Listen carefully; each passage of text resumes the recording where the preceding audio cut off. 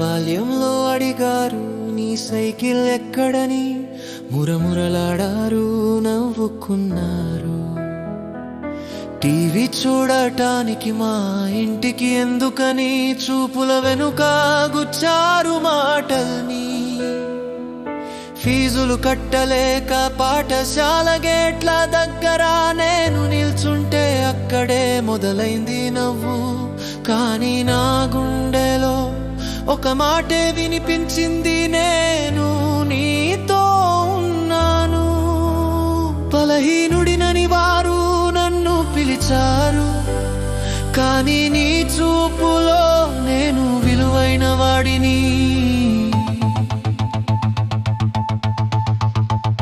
నవ్వుకున్నారు నాపై,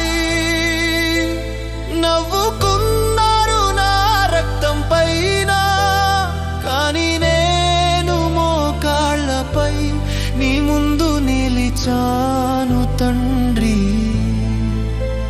ప్రతీకారం కాదు, శాపం కాదు, నోటి నుండి రాని మాట క్షమించు ప్రభువా.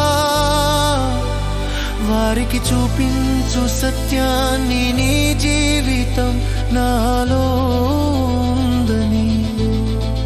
నవ్వుల వెనుక కూడా నీ ప్రేమ పని చేస్తుందని.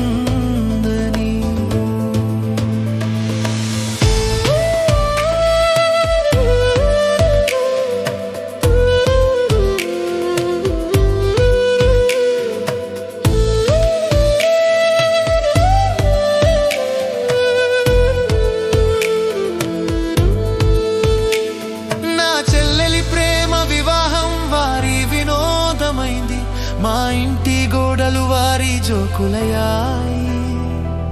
సింహంలా ఉన్న నాన్న రోగంలో పడిపోయినప్పుడు వారి నవ్వులు నా రాత్రుల్ని చీల్చాయి. విద్యుత్ లేని ఇల్లు, చీకట్లో జీవితం, వారికి కథ నాకు సిలువ. కులమన్నారు, మతమన్నారు, యేసును నమ్మానని నవ్వుకున్నారు. పేరు అడిగి రెడ్డినా అని అడిగారు, క్రైస్తవుడినన్నప్పుడు నవ్వు వచ్చింది. కానీ నీవు నా పేరును నీ చేతుల్లో ఎప్పుడో రాసావు. నవ్వుకున్నారు నాపై, నవ్వుకున్నారు నా కుటుంబం పైన, కానీ నేను కన్నీళ్లతో వారి కోసం ప్రార్థించాను తండ్రి. నా భార్య పావిత్యాన్ని, నా పిల్లల మాయకత్వాన్ని నవ్వులకి ఇచ్చిన నేను మౌనంగా నిలిచాను. శిక్ష కాదు ప్రభువా, న్యాయం కాదు ఇప్పుడే, వారికి ఇవ్వు కొత్త జన్మ.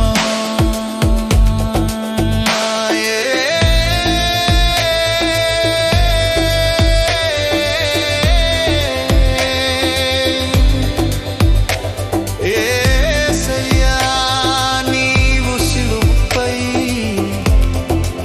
ఇదే మాట అన్నావు తండ్రి. వారిని క్షమించు. అదే మాట నా ఊపిరిగా మారింది, నా ప్రార్థనగా మారింది.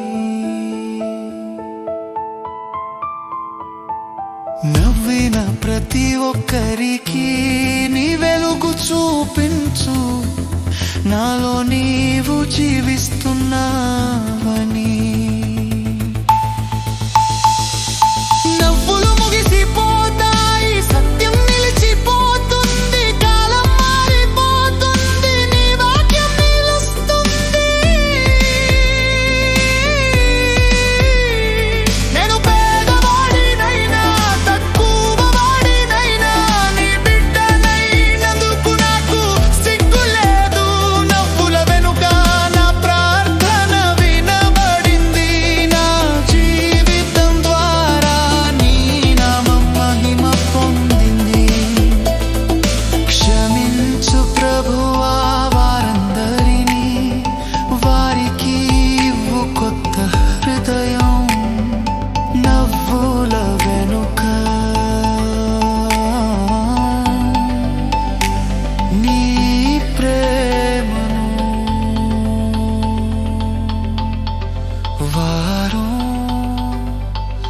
ఒకరోజు గమనించుగాక.